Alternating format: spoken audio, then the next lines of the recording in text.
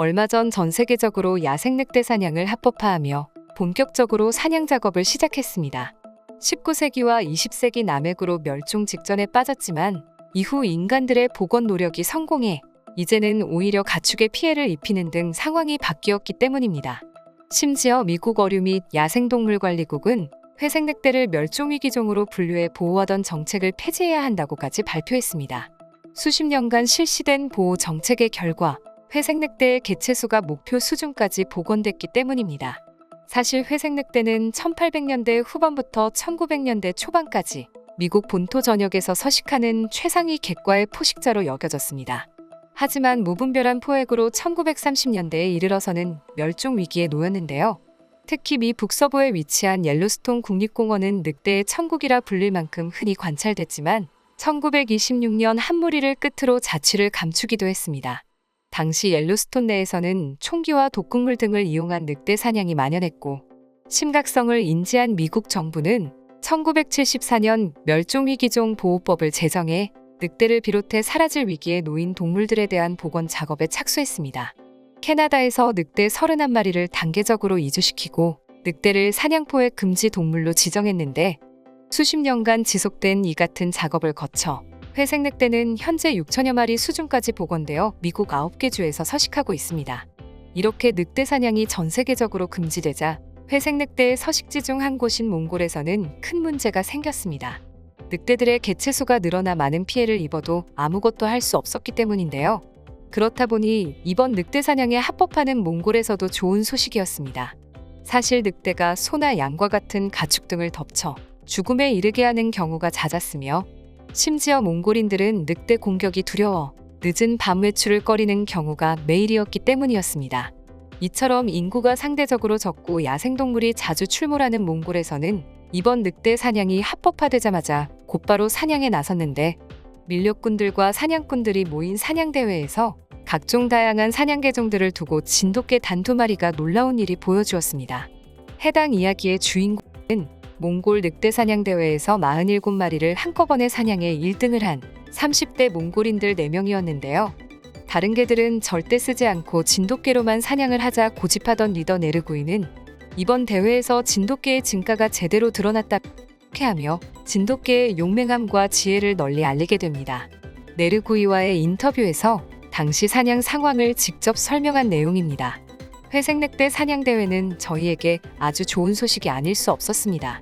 사냥대회는 시베리아 바로 아래에 있는 살렌가 지방에서 열렸는데 사냥 당일 저희는 24살 때부터 키우던 진돗개 볼드와 바타르와 함께 새벽 3시경 랜드크루저를 몰고 사냥터로 향했습니다. 사실 늑대 사냥에 사냥개를 데려가는 건 제약이 아주 많습니다. 몽골은 해가 지면 상당히 춥기 때문입니다.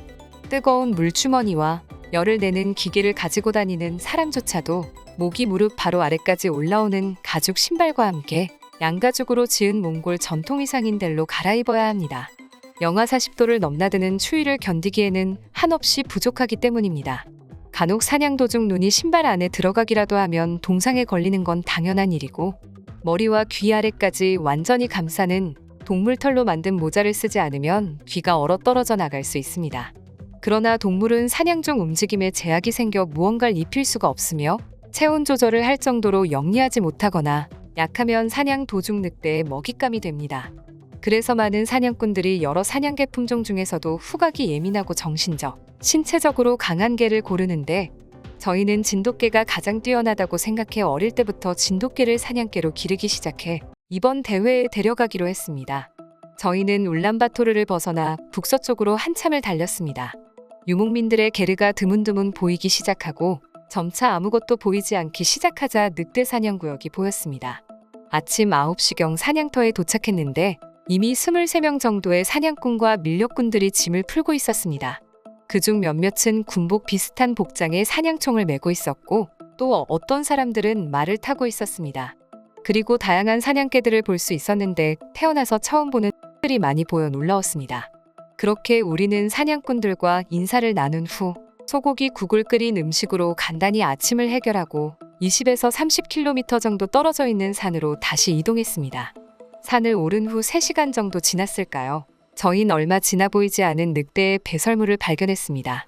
볼드와 바타르가 즉시 냄새를 맡았고 저인 배설물의 양과 크기로 보아 산속에 늑대 무리가 있다고 확신했습니다. 바람이 등 뒤에서 불면 늑대가 사람 냄새를 맡고 도망갈 수 있어 몸을 더욱 깊숙이 낮춰서 땅에 엎드린 채 곰곰이 생각한 결과 늑대는 워낙 영리하고 예민한 동물이라 늑대 무리를 사냥하기엔 저희 4명과 볼드와 바타르로는 위험하다고 판단해 저희는 즉시 다른 사냥꾼들에게 도움을 요청했습니다. 말을 탄 사람들은 늑대를 산 왼쪽에서부터 능선으로 몰고 올라가는 역할을 맡았고 저희 팀은 볼드와 바타르와 함께 산 오른쪽에서 능선으로 모는 역할을 맡았습니다.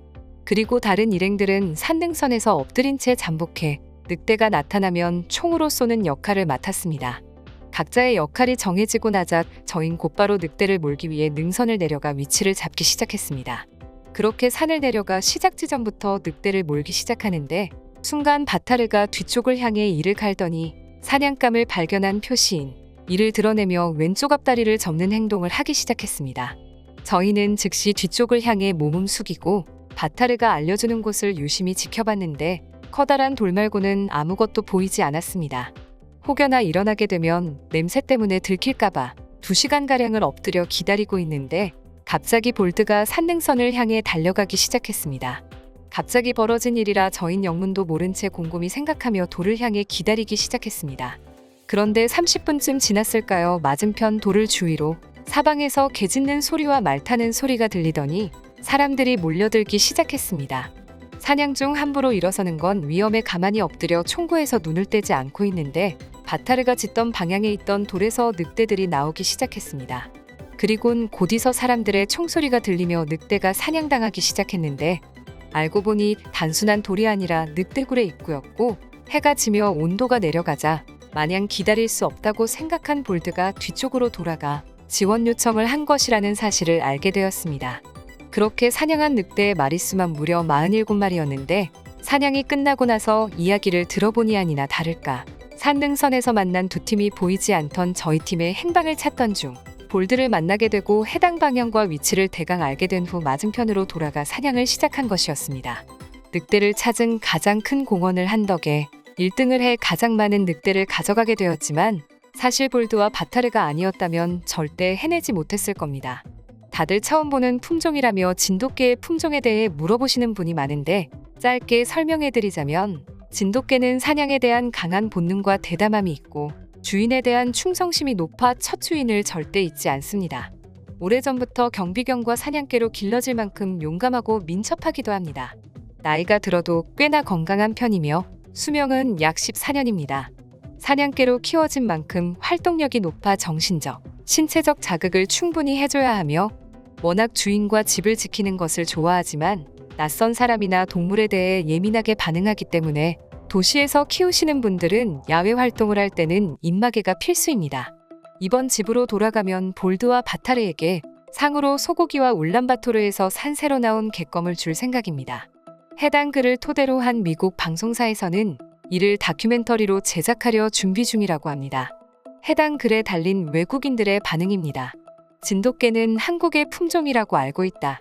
그런데 몽골에서의 진돗개는 털이 아주 길고 덩치가 커 보이는데 기분 탓인 건가 모르겠다. 분명 생긴 건 진돗개가 맞긴 한데 진화라도 한 건지 모르겠다. 윗분의 말씀에 답을 드리자면 모든 동물은 환경에 따라 진화하고 변화합니다. 호주 핵물학연구팀의 논문에 따르면 실제로 그렇게 밝혀진 바 있고요. 분명 겁났을 텐데 겁이라는 게 없는 건가요? 유독 진돗개가 겁이 없다는 이야기가 많이 들립니다. 제가 검색해본 진돗개는 강아지라 너무 귀엽기만 한데 저렇게 늠름하게 자란다니 정말 반할 것 같습니다. 살이 많이 찌지 않은 진돗개는 도베르만처럼 날렵하게 생겼습니다.